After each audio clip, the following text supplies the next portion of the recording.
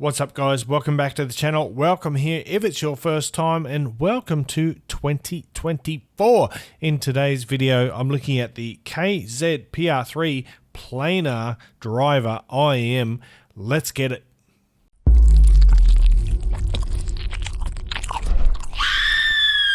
What's cracking audio fans, David here from Prime Audio Reviews. And yeah, those guys, those reptilian overlords from KZ, I told you they were in the basement, been laying eggs, and some of those eggs are starting to hatch, and we're seeing the results now. And one of those things is the PR3 here. So this IEM is priced at $49. It's got a 13.2mm planar diaphragm inside, and it looks just like that.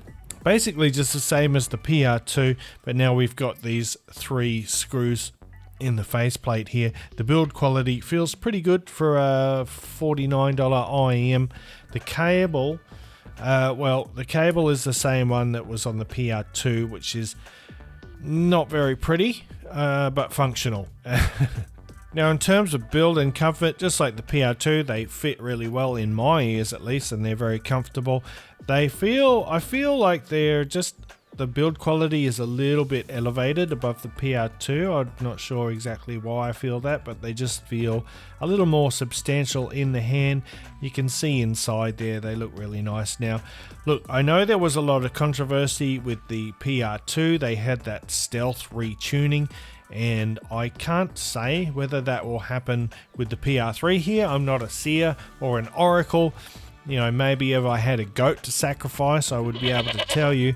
But for the moment, I'm just going to assume that this is the final production version, and this is what people will get if they buy it. But let's talk about how the PR3 sounds. And I would say it has a somewhat mature sound signature with what I would call kind of a near reference tuning with a boosted sub bass. And by reference, I don't mean it sounds analytical, but just more sort of uncolored. It is on the brighter side. It has a brighter type of tuning, so treble sensitive listeners will probably not appreciate this one. But anyway, let's break it down. We'll start with the bass. Actually, we'll start with the graph. So the PR3 prioritizes the lower end of the bass spectrum, leaning towards the sub bass. However, the mid and upper bass regions have a more restrained quality. They're sort of lacking the robustness and vigor that I look for in an IEM. But despite this, the bass is nimble and speedy. It's got great definition. It's distinct and articulate. The attack and decay characteristics stand out to me with sort of a nice satisfying slam and initial impact, while ensuring a smooth and natural decay, so it sounds pretty natural overall. The bass extension is impressive, so it reaches down nice and low into the lower registers without compromising on fidelity. And once again, we've got that super fast, super speedy planar driver, and the swiftness and intricate detailing sort of enhance the overall bass performance. Yet amidst all the precision, the bass lacks a certain fullness, and it misses some of that sort of substantial body and vigor needed to counterbalance the boosted pinna gain or the boosted upper mid-range and the rather forward treble. Moving on to the mid-range, and look, the mid-range is impressive. It's very detailed, it's very clear, it's got great vocals and instrument presentation. There's no graininess as well, which keeps the mids sounding smooth despite them being very crisp and articulate. The PR3 handles most instruments and vocals quite beautifully in the mid-range, but for some certain things such as classical string instruments like cellos and lower violin registers, there's a bit of their natural resonance missing, so they're just lacking a little bit of that warmth and body in the lows. But overall, the PR3's mid-range are spacious and transparent, and each sound has its own space to shine within the soundstage.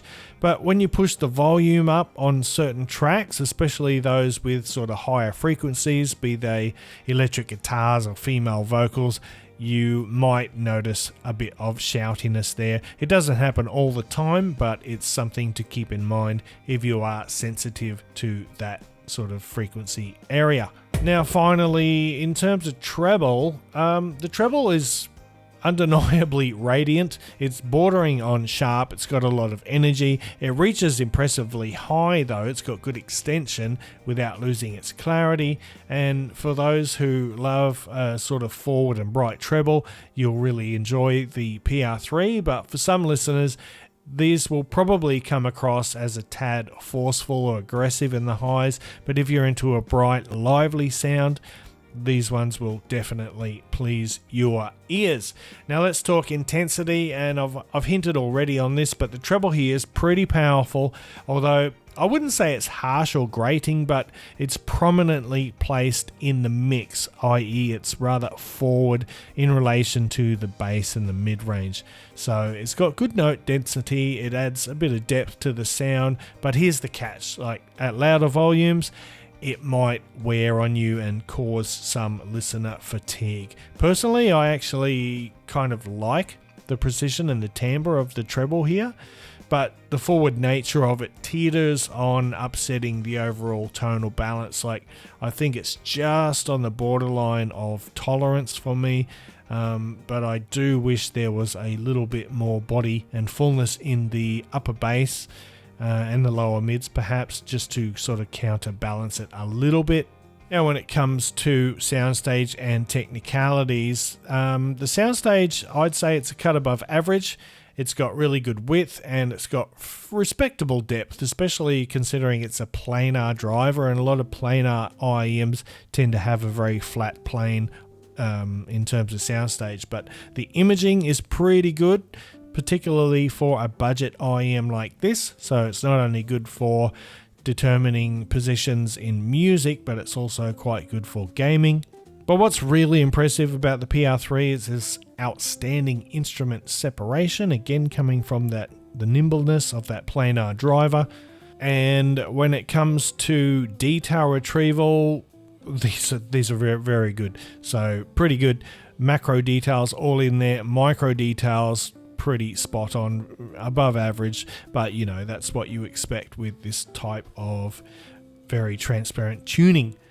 And lastly, I would say that, you know, thanks to the speed of that planar driver, these IEMs can keep pace with any genre of music and even complex musical arrangements without becoming congested.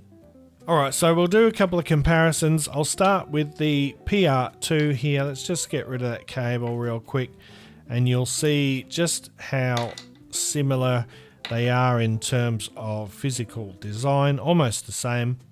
The PR2 is a little bit cheaper, it's like $42, whereas the PR3 is about $49 currently, and look, these share a lot in common, but the PR2 is basically a warmer version, and it's also more power demanding than the PR3. The PR2 requires a beefier source, which something I should have mentioned about the PR3 is it's reasonably easy to drive for a planar IEM. You could probably get by plugging it into a mobile phone, or definitely with just a basic dongle DAC, but it's pretty easy to drive, fairly efficient. Now the PR2 has more bass, body and fullness, and that counterbalances the highs and ultimately makes for a less intense experience than you get with the PR3. However, the PR2 sounds noticeably less transparent, especially in the mid-range, where the PR3 outshines it in regards to clarity and instrument separation. And another area where the PR2 is outperformed is in its treble timbre, which sounds more natural, albeit more aggressive on the PR3, but I just find that the timbre of the treble sounds a little more natural on the PR3. Alright, next on the board, I'm going to pull in the Kiwi, the Kiwi Ears Melody, and I really like this IEM. I think this one deserves more appreciation and more attention. It's really fantastic. It is more expensive than the PR3, like $49 PR3 versus $89 for the Melody. So the Melody is warmer and it has a thicker note size. Kick drums hit with more impact, and the bass infuses the sound with a sort of a syrupy richness. However, thanks to the agility of that planar driver, the Melody doesn't get congested with all that warmth and is able to keep pace with all but the most demanding music. Male vocals are nice and powerful. Female vocals are sultry without being shouty. There's no doubt it's not as transparent as the PR3, nor as spacious, but I think the Melody is easier on the ears and it doesn't cause it doesn't cause me any listener fatigue. I can listen to it all day long. Now, Melody's soundstage isn't as wide, but it does have commendable depth and it's got very strong imaging. Treble notes have more body and more roundness, but they still produce ample air and energy, but without crossing over into sharpness. Both of these IEMs are exceptional, really, and at the end of the day, which one of these is better, for lack of a better word, will ultimately come down to your personal preference. If you want something that's cozy and fun, the Melody is the one for you. On the other hand, if you want something with sort of a high fidelity feel and a nice bright and vivid, energetic presentation with lots of micro details, then the PR3 might suit you better. But ladies and gentlemen and everything in between, that is the KZ PR3. Look, it might not have the safest tuning. It's a little bit edgy, but you know what? I like it. I actually really enjoy listening to this, and I think for the price, $49, it's a pretty outstanding IEM. You just have to consider, if you're thinking about buying this, that it is sort of on the brighter side, neutral bright tuning. But in terms of just straight out audio quality and build quality, without regards to personal preference, it's pretty darn outstanding. Anyway guys, I'm going to wrap it up there. Thanks for watching. If you liked it, give it the old thumbs up, Parfam Audio File Style. If you're new here and you want to see more audio content in the future, please consider hitting that subscribe button. And until next time, I'll see you later.